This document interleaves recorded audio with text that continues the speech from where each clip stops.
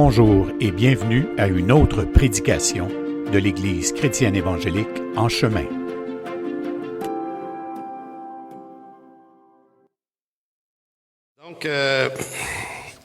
Donc, bienvenue. Ce matin, aujourd'hui, dimanche 29 septembre 2024, donc on est rendu à la séance 29 de cette série sur l'Évangile de Jean. On a encore des problèmes techniques ici. Ah, c'est réglé.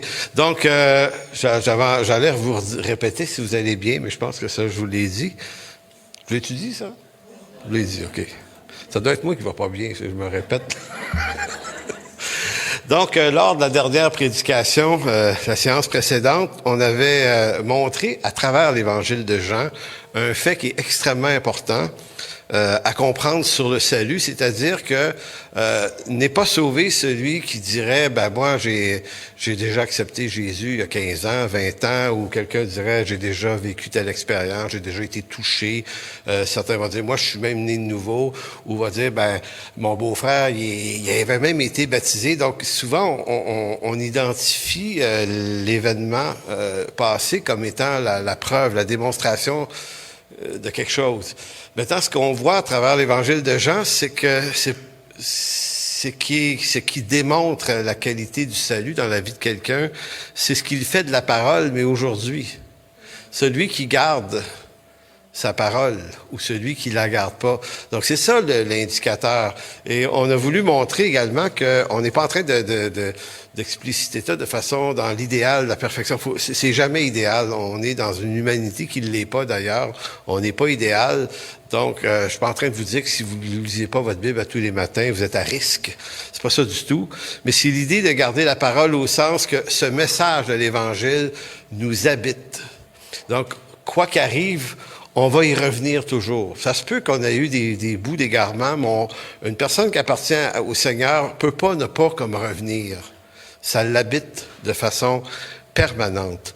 Donc aujourd'hui, on va regarder ça un peu, mais moins. On va plutôt aller relire le texte de Jean 2, versets 23-25, et on va revisiter plus précisément la personnalité humaine du Christ comme figure de l'anti-héros. Qui se présente dans une humanité, dans un corps d'homme, semblable aux hommes, mais en homme vraiment, vraiment libre. Donc, nous, on peut prétendre être libre de toutes sortes de façons. Je mentionnais cette affirmation d'un philosophe français en 1880 qui dit « Moi, je n'ai ni Dieu ni maître ». Donc, laisse entendre que je suis esclave de personne, je suis complètement libre. Mais on n'est jamais, nous, capables d'être vraiment libres. On s'affranchit de quelque chose pour se replacer sous autre chose et on navigue notre vie à travers ça, c'est comme ça. Mais Jésus, lui, nous montre la figure de ce que c'est un homme. Donc, quand Dieu décide de s'incarner, il s'invente pas une personnalité en disant comme si comme si le Père il avait fait visiter le musée des possibilités au ciel, en disant regarde mon fils, tu te vas t'incarner, t'aimes-tu lui, t'aimes-tu modèle cheveux longs, avec barbe, pas de barbe, tu vas être roux, blond, tu sais, les couleurs des yeux. Bref, vous savez, c'est comme... parce que nous, c'est ça qu'on ferait. Si on vous donnait la possibilité de changer votre apparence, de la choisir, sans opération chirurgicale botoxée, mettons, là, juste... choisi, on s'arrangerait pour être beau, je pense. Hein? Tous les gars, on aurait à peu près 6 pieds... Les yeux bleus, peut-être, minces. Pas de cheveux, évidemment. Ça, c'est un désagrément dans la vie, ça. Non, mais on choisirait Puis les femmes aussi, hein, vous dire, hey, attends, si tu me donnes l'occasion de choisir, m'a choisir, crée-moi. Bon, donc ça, c'est nous autres. Ça, c'est nous autres, c'est comme ça, on se tapera pas dessus, parce que c'est comme ça, on est comme ça fait partie de la vie. C'est parce qu'on n'est pas libre. On recherche une identité, on recherche une apparence, il y a un certain attirail d'attachement là-dedans, de ressembler à quelque chose qui attire les gens, en tout cas, des relations, donc on s'arrange pas comme Dracula, évidemment, c'est bien évident. Donc, mais Jésus, lui, est pas dans ce défi-là. C'est pas un conflit, ça, pour lui. Donc, quand Dieu choisit de s'incarner, ça donne Jésus.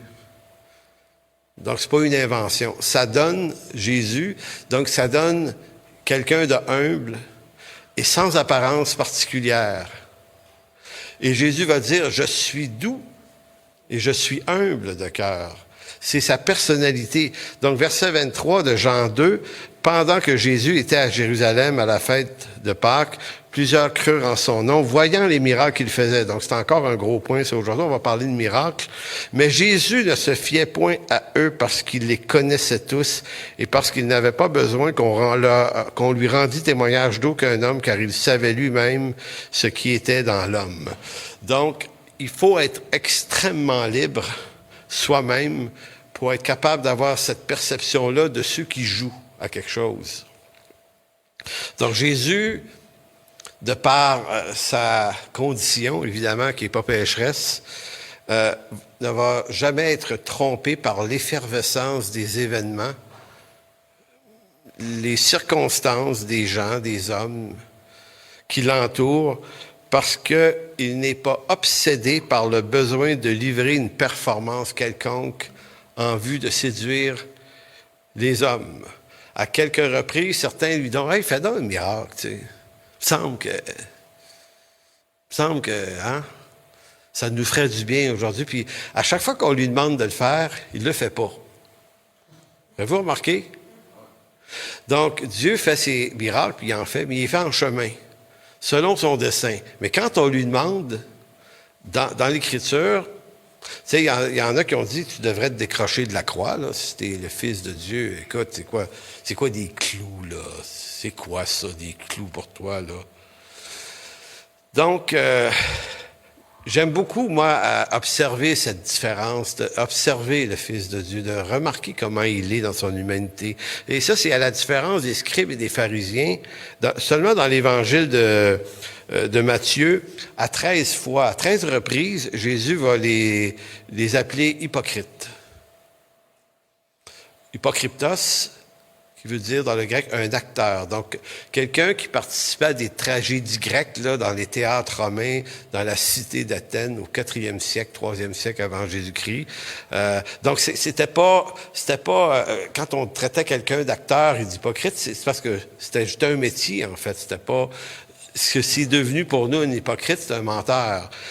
Mais à l'époque, c'était plutôt un joueur, quelqu'un qui prend un rôle. Donc, c'est ce que le Seigneur les accuse d'être. Et notamment ceux qui se croient quelque chose dans cette nation-là, donc les docteurs de la loi, les scribes, ceux qui... et ça, c'est le piège de nous tous. Notamment ceux qui exercent une fonction spirituelle, même aujourd'hui dans l'Église, pasteurs anciens, diacres et compagnie. C'est notre piège. D'essayer de se servir de titres qu'on nous accorde, mais on entre dans le rôle de la chose. Évidemment, je ne sais pas comment on ferait pour pas rentrer dans le rôle de la chose, mais il y a certainement quelque chose à faire et à surveiller, à se surveiller soi-même.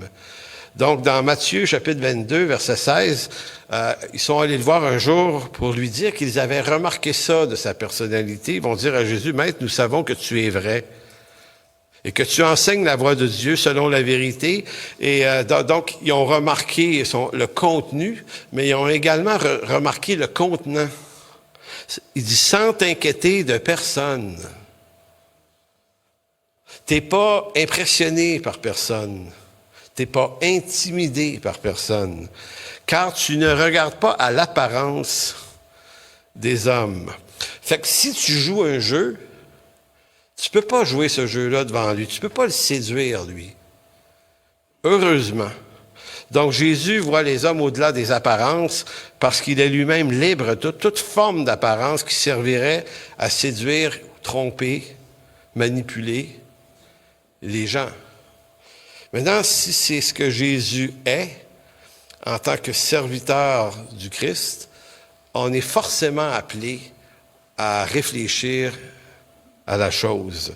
Dans 1 Jean 1, 2 et 3, Jean va réinsister sur un fait important qu'il partage à plusieurs reprises dans son évangile, mais ici, dans sa première lettre, chapitre 1, versets 2 et 3, c'est-tu le chapitre 2? En tout cas, je vais le lire, vous verrez. C'est la version sommaire. Voici comment nous savons que nous connaissons le Christ. Ça ressemble-tu à ça? Ça, c'est pas la version sommaire, là. C'est parce que nous obéissons à ses commandements. Donc, voyez comment Jean dispose la question. Voici comment nous savons. Comment on le sait, nous? Est-ce que c'est à travers nos émotions? Est-ce que c'est à travers le fait qu'on se sent digne de Dieu? Est-ce qu'on se sent accepté de lui? Est-ce qu'on est-tu assez saint? On est-tu assez... En fait, comment nous savons que nous connaissons le Christ? C'est parce que nous obéissons à ses commandements. Là, si on arrêtait là, il y a quelques légalistes qui se pointeraient en disant, ouais, quel commandement? Donc, vous pouvez ajouter tous ceux de l'Ancien Testament. Donc, mangez plus de crevettes. Donc, ici, là, il y aurait un énorme travail à faire qu'on ne fera pas ce matin. Mais il ne faut pas le prendre comme le commandement au détail. Mais quelqu'un qui vit, qui s'inquiète, qui marche selon l'Écriture.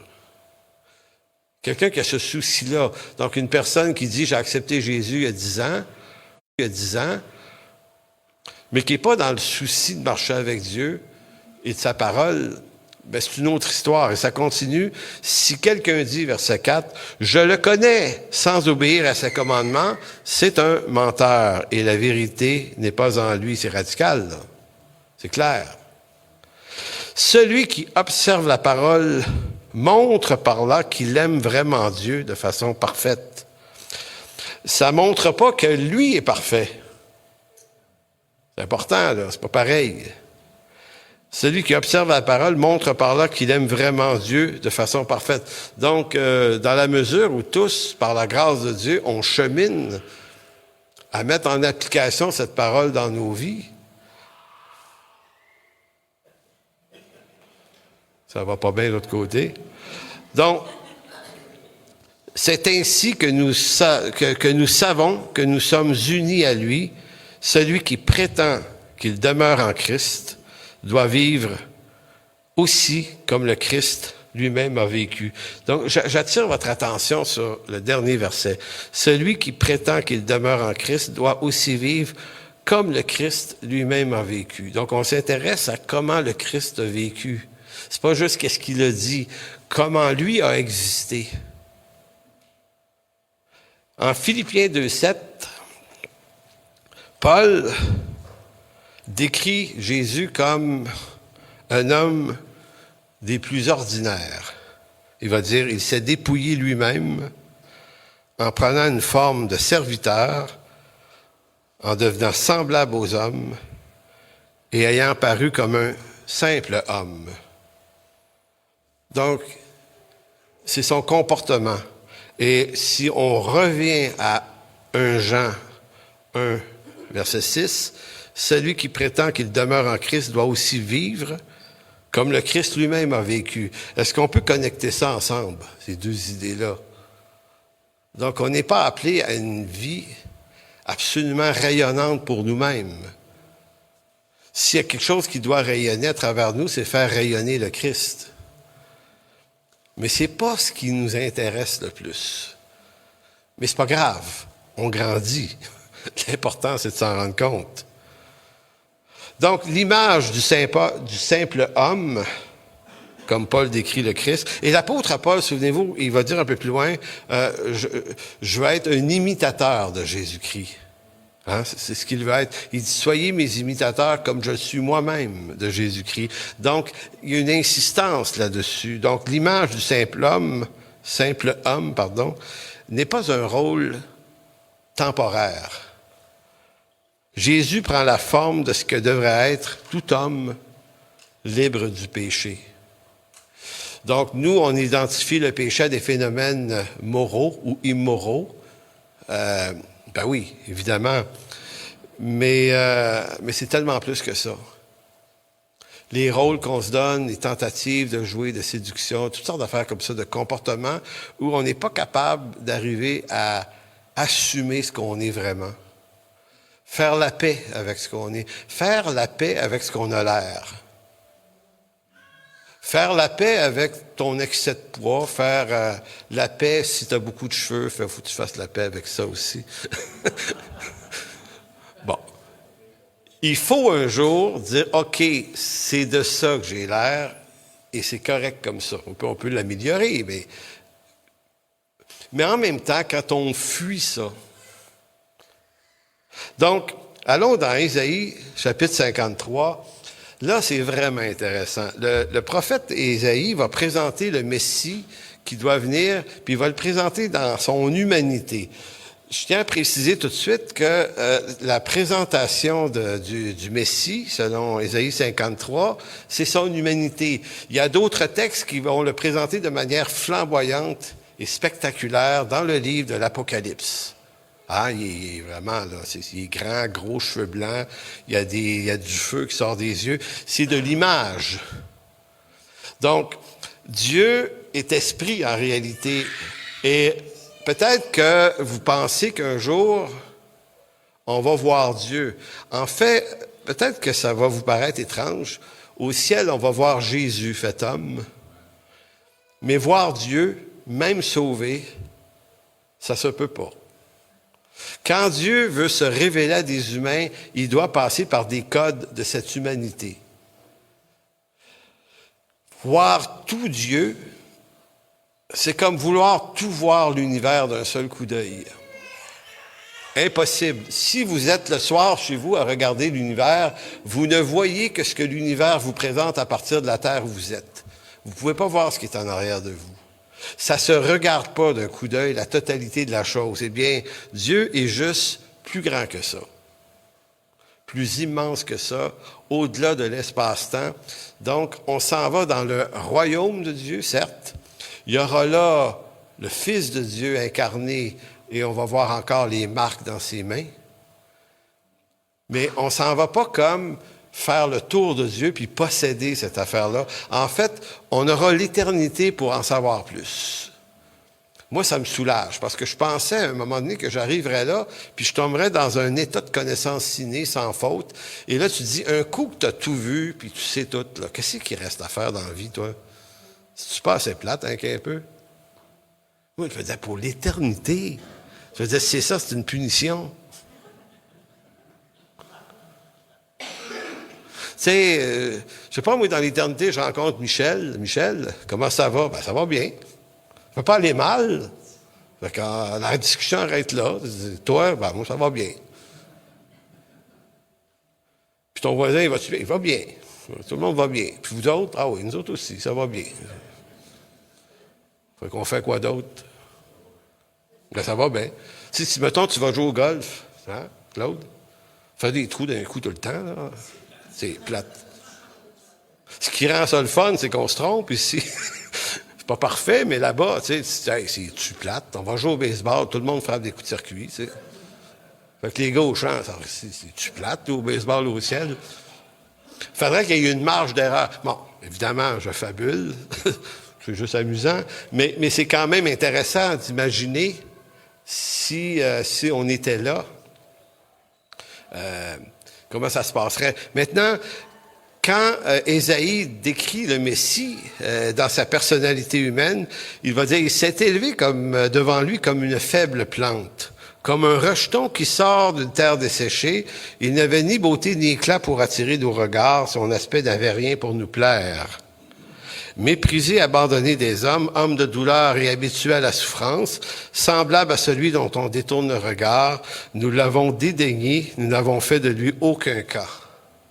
Donc, Ésaïe décrit le Christ fait chair. Il va dire, ça va être ça. Ah ouais? OK. Cool. Ben, hâte de le voir. Donc ici, il y a 8 descriptions du Messie incarné.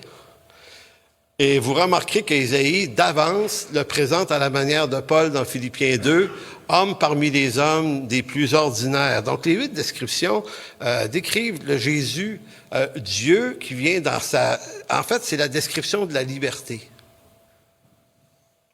Donc, imaginez un court instant. Là, on va se faire un scénario, ça va être amusant, vous allez voir. Imaginez un court instant que le président du CA d'une grande entreprise, là, une grosse entreprise internationale, big, là, tu sais, qui présente à ses milliers d'actionnaires réunis dans un énorme stade, parce que c'est tellement énorme, cette compagnie-là. Là. Et là, il va dire, on a trouvé notre prochain PDG. Alors, il dirait à peu près ceci, mesdames et messieurs, là, si j'avais de l'écho, ça aurait de l'effet, là. Mesdames et messieurs, veuillez accueillir l'homme que nous avons choisi pour diriger les destinées de notre entreprise. Celui-là même, merci, celui-là même qui nous conduira vers les plus hauts sommets de la réussite et du succès. Mais juste avant, permettez-moi de vous le décrire en ces mots. Et là, vous voyez la foule assise. Ils se regardent, on a hâte de voir. Ils ont dû trouver le champion, là. Fait que là, le président va dire, il est une faible plante. Là, vous imaginez que le gars regarde sa femme à côté de lui, elle dit, OK, c'est que... Ouais, faible. Tu sais, vous êtes déjà fait traiter de plante verte, là, ça vous dit quelque chose, là. Ça part pas fort. Deuxième description, il est un rejeton qui sort d'une terre desséchée. Il vient pas d'une grande famille, là. Notre candidat, mesdames et messieurs, n'a ni beauté ni éclat pour attirer les regards. Son aspect n'a rien pour nous plaire. Hey, là! Les actionnaires écoutent ça en disant, ben là, écoute bien, il dit, j'ai pas fini. Méprisé et abandonné des hommes, il est semblable à celui dont on détourne le regard. Dédaigné, donc un homme qui attire le dédain. On veut ça comme directeur PDG. Un homme dont personne ne fait aucun cas de lui. Vous savez, imaginez le silence dans la foule. Ils sont là, OK, ouais, d'accord, ouais, tu sais plus, qu'est-ce qu'on fait? Et là, lui, il termine en disant, « Eh oui, mesdames et messieurs, nous l'avons engagé. » Une bonne main d'applaudissements, tout le monde. Go, go, go, viens Jésus. Puis c'est ça. Je sais que Jésus est décrit de façon plus spectaculaire ailleurs, mais pour le décrire dans l'humanité qui s'en vient, c'est quand même à peu près ça qu'Ésaïe a dit. C'est pour ça que j'appelais ce message-là dans mon descriptif hier, il est l'image de l'anti-héros. Parce que nous, on aime les héros. Nous, on aime les films là où le héros tue tout le monde à la fin. On a beau se dire que ça n'a pas de bon sens, là, mais il nous gagne dans le cinéma. Là. Il crée tout un contexte d'injustice là, qui va chercher ta rage, là, puis ta colère. Puis là, à la fin, là, quand ils se battent, là, t'as envie de sauter avec le gars dans la TV. Parce que, tu sais, des fois, vous avez remarqué qu'on est épique parce qu'on embarque dans le scénario, on se fait avoir tous les fois. Mais tu sais, il y a toujours dans la bataille de la fin, le méchant qui arrive presque à un moment donné à terrasser le juste. Tu sais, ça arrive jamais que le juste, il fait juste régler ça d'un coup de poing fini, là. Ben non, ce serait plate. Il faut qu'il se tapoche un bout, puis qu'à un moment donné, il faut presque que le méchant gang, là, puis là, t'es là, sur ton divan, là, à m'aller l'aider. J'aimerais ça, il en sacré un coup de botte dans le visage, moi. Puis là, à un moment donné, le héros finit toujours par sortir un morceau de vitre qui ramasse à terre. Je sais pas, une bébelle, il en sac un coup dans le front, puis là, et là, ben ça, c'est nous autres. Mais c'est pas juste nous autres, quand on écoute un film, c'est nous autres, ça, dans toutes sortes de circonstances de la vie. On veut des héros, on veut des super-héros, parce que notre système de raisonnement fonctionne comme ça. Et c'est pour ça que quand Jésus a vu que la foule était impressionnée par ses miracles, ben lui, il sait ce qui est dedans de ces gens-là. Il sait que, même il y a 2000 ans, la foule, c'est ce qu'elle recherche. Fait que lui, il est capable de leur en donner du spectaculaire, mais ça le gagne pas du tout. Donc, le Christ, c'est comme ça, et Paul a dit, « Soyez mes imitateurs », 1 Corinthiens 11:1, « Soyez mes imitateurs, comme je suis moi-même de Christ. » Donc, si on a un modèle à suivre, il va falloir déconstruire ce qui nous séduit. Je parle spécialement si on a une vocation particulière dans l'Église, de gérer ce que ça peut amener. Vous savez, le problème, c'est pas d'avoir du succès, hein. Paul a eu beaucoup de succès. Jésus encore plus. À travers l'histoire, il y a des grands hommes de Dieu qui ont eu du succès. Le problème n'est pas le succès, c'est comment on gère le succès. Et si on ne gère pas le succès, si on n'apprend pas à gérer le succès, bien c'est le succès qui va nous gérer. Et le succès, c'est un peu comme un poison. Maintenant, ce que tu dois faire avec le poison du succès, parce que c'est forcément un poison, c'est que tu dois l'éliminer tout le temps. Si tu as un succès, va rendre grâce à Dieu. Donne-lui la gloire, puis calme-toi. Comme dit Paul dans Romains 12:3, je pense, il dit de ne pas avoir de soi-même une trop haute opinion, mais de revêtir des sentiments modestes. Tu sais, se garder, en d'autres mots, l'espèce de petit poison que le succès peut amener, il faut l'expulser. Ça rentre par petite dose, tu le ressors par petite dose. Parce que si tu gères pas le succès, le poison, lui, s'accumule. Et un jour, plus tard, quand le succès sera moins présent, et de moins en moins, là, le poison va rentrer dans son effet, puis ça va vraiment te faire du mal. Ça va t'empoisonner. Dangereux, ce poison. Mais ça ne peut pas faire autrement. On aime le succès. Réussir, c'est béni dans la vie. Donc, c'est pas ça le problème. C'est nous le problème. Donc, la question qui tue, pourquoi autant de prédicateurs ont besoin de se présenter comme des êtres d'exception? Je ne suis pas en train de dire que tous les pasteurs et les prédicateurs font ça, mais il y a une marge dans l'Église d'hommes qui recherchent cette image du super-héros rempli de l'esprit, trouver une façon, un discours, une posture, faire des affirmations qui ont pour objet d'attirer les regards, faire en sorte qu'on puisse frapper les regards des gens. Donc la raison, pourquoi on fait ça? Pourquoi c'est tentant de faire ça? Puis pourquoi est-ce qu'il y en a qui le font quasiment à temps plein?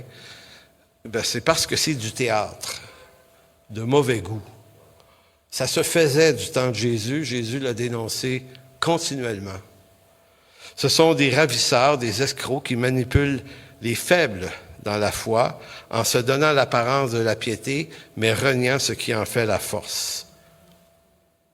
Savez-vous ce que Paul disait dans 1 Timothée 3:5?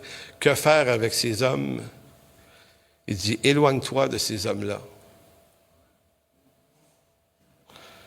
Donc, revenons à l'idée qu'en Jean 2, il est écrit « Plusieurs crurent en son nom, voyant les miracles qu'il faisait, et que malgré la forte impression de ces miracles sur les foules, toutes ces foules se sont évaporées pour n'être plus que 120 personnes dans la chambre haute en acte 2. » Donc, des dizaines de milliers de personnes avaient été impressionnées et ça n'a pas changé le cœur de ces gens-là. Donc, si donc les miracles ne servent pas à convertir les gens, visiblement, ça ne sert pas à ça. Sinon, il y aurait eu des milliers pour l'acclamer à la Pentecôte. mais 120 personnes seulement. Si donc les miracles ne servent pas à convertir les gens, à quoi servent-ils? Eh bien, les miracles avaient pour mission de confirmer que Jésus était bien le Christ, le Messie attendu. C'était par des signes et des miracles. Et que les miracles également allaient accompagner ses apôtres à lui. 2 Corinthiens 12, l'apôtre Paul va dire « Les preuves de mon apostolat ont éclaté au milieu de vous par une patience à toute épreuve, par les signes des prodiges et des miracles. » Vous remarquerez que l'apôtre Paul utilise le signe prodige et miracle en fonction de la démonstration de son apostolat. La grande question, est-ce que nous, on peut utiliser le même stratagème aujourd'hui? Je ne suis pas certain. On n'est pas des apôtres. On peut comprendre qu'il existe une fonction qu'on va dire apostolique ou missionnaire, mais apôtre, avec l'autorité des apôtres, parce que nous marchons sur le fondement de Jésus-Christ et de ses apôtres, mais pas de tous les théologiens et pasteurs de l'histoire. Donc, il faut reconnaître à ce groupe d'hommes-là un pouvoir, une autorité particulière qu'on ne possède pas. Hébreux 2, 3 et 4 continue. Comment échapperons-nous en négligeant un si grand salut qui, d'abord annoncé par le Seigneur, nous a été confirmé par ceux qui l'ont entendu en référence aux apôtres, Dieu appuyant leur témoignage par des signes, des prodiges et des divers miracles, par les dons du Saint-Esprit distribués selon sa volonté. Encore ici, l'auteur de la lettre aux Hébreux montre que les apôtres et Jésus-Christ devaient être accompagnés, parce que c'était le moyen par lequel on disait, OK, eux autres sont authentifiés. Parce que dans l'Ancien Testament, les prophètes avaient annoncé que c'était par ces signes et ces miracles qu'on allait reconnaître qui ils sont, et notamment le Messie. Mais ça ne disait pas, ils vont se convertir là-dessus. Ça disait, ils vont le reconnaître. C'est la preuve que je l'ai envoyé. Et dans Acte 2, 22, vous avez une grande subtilité ici. Homme israélite, c'est le discours de Pierre à la Pentecôte. Écoutez ces paroles. Jésus de Nazareth, cet homme à qui Dieu a rendu témoignage devant vous par les miracles. Vous l'avez entendu? Donc, Pierre parle à une foule de gens qui sont de la place. Il dit, vous avez déjà remarqué qu'il avait fait des miracles. Vous l'avez vu, ça? Il dit, les prodiges et les signes qu'il a opérés par lui au milieu de vous, comme vous le savez vous-même.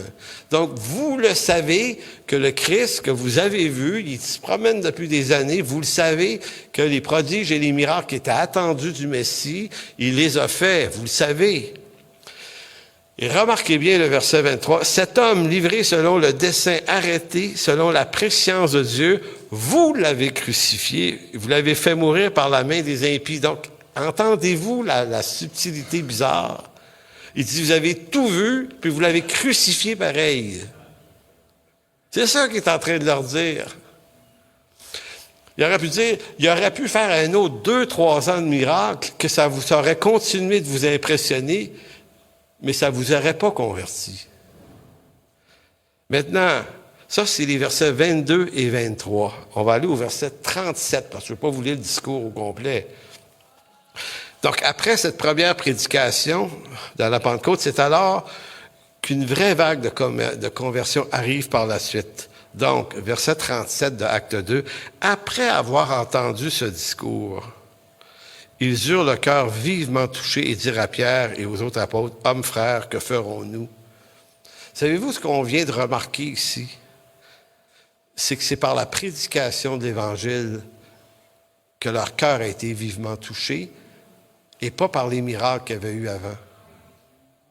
Ce qui confirme ce que Paul disait dans Romains 10, verset 17, « La foi vient de ce qu'on entend.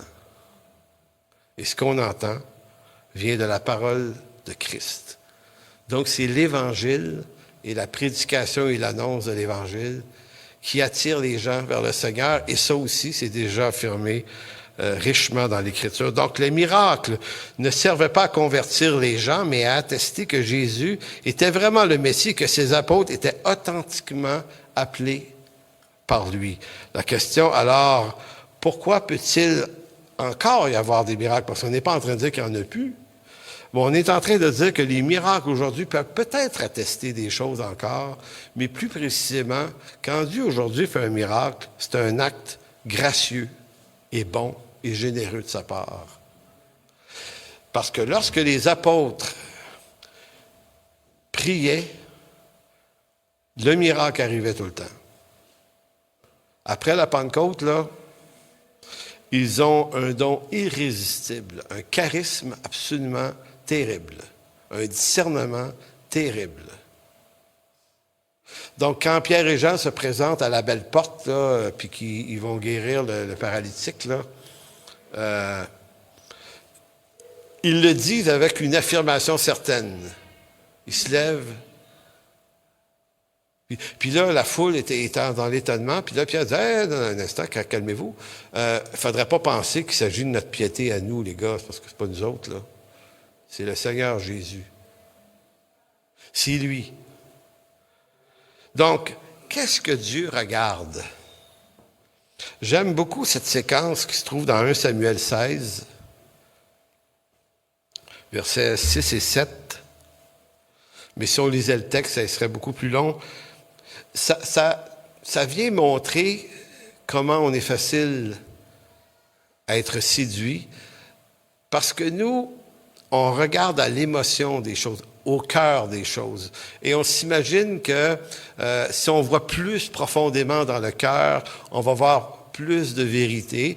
C'est pas complètement faux, mais c'est pas complètement vrai, parce que le cœur de l'homme là est pourri par-dessus tout, là. Donc, est-ce que notre cœur est réellement cette place vraie? Alors, lorsque Samuel se déplace pour aller oindre le futur roi d'Israël, verset 6, Samuel 16, lorsqu'ils entrèrent, il se dit, en voyant Éliab, que certainement loin de l'Éternel est ici devant lui. Voyez-vous, c'est Samuel, c'est un prophète extraordinaire, mais c'est un homme aussi, comme nous autres. Voir ce beau grand bonhomme. Tu sais, il a dû dire, « Wow! C'est ça qu'on veut comme roi. » Beau, grand, fort, d'une bonne famille. Samuel s'est fait avoir. Et l'Éternel dit à Samuel, « Ne prends point garde à son apparence et à la hauteur de sa taille, car je l'ai rejeté. » Et la phrase qui vient après, je ne sais pas comment vous l'interprétez, mais ça dit, l'Éternel ne considère pas ce que l'homme considère. L'homme regarde ce qui frappe les yeux, mais Dieu regarde au cœur. Donc, je pense que nous, on l'entend en disant, Dieu regarde dans le plus vrai, dans le cœur. Mais il faut comprendre que regarder au cœur, c'est le cœur d'Éliab dont il est question ici. Donc, en fait, c'est probablement le contraire de ce qu'on en pense. C'est comme si l'Éternel dit à Samuel, tu sais, toi, tu te laisses impressionner par la vue, mais moi, je vois son cœur, je le rejette. Nous, on utilise ça, moi, j'ai déjà utilisé ça de même aussi, là, je vous le dis, là, en voulant montrer que si vous ne me comprenez pas, là, Dieu regarde mon cœur. En voulant dire, mon petit cœur, lui, il est pur là-dedans. C'est vous autres qui êtes douteux. Savez-vous quand j'ai utilisé ça? C'est un souvenir très, très lointain. Quand je me suis converti, j'étais un musicien de bar. Hein. Dans l'époque, on jouait Highway to Hell, puis des trucs comme ça. Fait que moi, ça ne fitait pas bien avec l'Évangile, mais bon. Et ça me tracassait. Puis il y avait des gens autour qui se disaient, hey, tu sais, peut-être que c'est pas... Peut-être pas ton métier, faire ça, là. Et là, moi, je disais, non, l'Éternel me connaît, il voit mon cœur. Mon cœur est bon devant lui, tu sais. Je fais ça, oui, mais et après ça, je me suis dit, OK, il y a plein de monde qui disent ça. Mais je ne suis pas sûr que c'est une bonne idée. Conclusion de quoi? Dieu, pour vous sauver, pour me sauver, pour sauver des foules et des millions de personnes à travers l'histoire, qu'est-ce que Dieu a réellement regardé? Qu'est-ce que le Père a regardé? Bien, il a regardé le Fils. Il a regardé le Fils. Donc, moi, je suis heureux de savoir que Dieu n'a pas regardé mon cœur pour me choisir. Je vous dis, là, une chance qu'il n'a pas regardé ça. Une chance. Je serais perdu. Je suis heureux que mon salut n'ait rien à voir avec qui je suis et non plus avec ce que je ne suis pas. Je suis heureux de savoir que Dieu me sauve pour une raison qui lui appartient à lui. Dieu regarde à son œuvre. Dieu regarde à sa grâce. Il ne regarde pas à nous, mais c'est nous qui sauvons. Et c'est Éphésiens chapitre 1, versets 4 à 6 qui le dit si bien. En lui, et là j'ai modifié le verset pour une raison pas très catholique, là. J'ai mis ça comme si c'était à la première personne. Pas toujours une bonne idée, mais c'est intéressant de faire cette lecture-là parce que ça nous implique davantage. En lui, Dieu m'a élu avant la fondation du monde pour que je sois saint et irrépréhensible devant lui. M'ayant prédestiné dans son amour à être son enfant d'adoption par Jésus-Christ selon le bon plaisir de sa volonté, à la louange de la gloire de sa grâce qu'il m'a accordée en son bien-aimé. Pourquoi Dieu m'a choisi? Pourquoi il vous a choisi? C'est pour son bon plaisir à lui. Eh oui. Donc, peut-être que moi, je ne trouve pas plaisir en ma vie pour X, Y, Z raisons, très bonnes d'ailleurs, puis on est tous capables de faire cet examen-là. Mais c'est pas ça le point. De toute façon, pour le Seigneur Jésus-Christ, le point, c'est que lui, ça lui fait plaisir. Moi, ça me fait plaisir que ça lui fasse plaisir, en tout cas. Ça renouvelle mon plaisir de dire, OK, Seigneur, ça te fait plaisir. Je ne bouderai pas mon plaisir non plus. C'est pour ça que quand on rentre dans des déprimes, on dit je suis trop comme ci, trop comme ça. Ben, c'est parce que tu te regardes toi, mais c'est sûr. Arrête, si tu te regardes toi-même, c'est déprimant. Nous autres aussi, on est déprimés. Tu te regardes, là, peut-être. Là. Puis vous êtes probablement déprimés quand vous me regardez. On est potentiellement, profondément déprimant. Tout le monde. Mais de la même façon que Jésus ne se fiait pas à eux, il ne se fiait pas à leur engouement, à l'effervescence, il n'était pas dans ça. Il regardait à l'œuvre du Père qui attire au Fils ceux qu'il sauve. Et le Père dit au Fils, c'est mon plaisir. C'est mon plaisir. Et c'est le plaisir du Fils aussi. Donc nous, on va prendre plaisir en Dieu, pas à cause de nous, mais à cause du plaisir qu'il prend à nous faire plaisir. Donc, on tourne en rond ici, là. Fait que je vais m'arrêter là, on va juste prier. Et Marjolaine, tu peux revenir. Alors, Seigneur mon Dieu, merci de bénir abondamment ce moment, cette parole. Parce que, Seigneur, toute bonne œuvre pour toi doit partir de ce que toi t'appelles selon les vocations que tu donnes, selon la bénédiction que tu envoies. Et Seigneur, c'est vraiment une grande richesse, une grande joie pour nous de savoir qu'on contemple ce matin ton plaisir de nous avoir sauvés. Merci. Amen.